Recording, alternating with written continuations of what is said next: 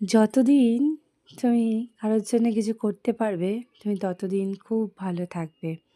যখনই তুমি করতে অপারগ থাকবে, তখনই আস্তে, আস্তে না তুমি খারাপ হয়ে যাবে। তোমার সাথে সম্পর্কটা ভালো থাকবে না। এটাই হয়তো দুনিয়ার রীতি, তাই না? যতদিন তুমি করবে ততদিন ভালো, করতে না পারলেই তুমি খুব খারাপ।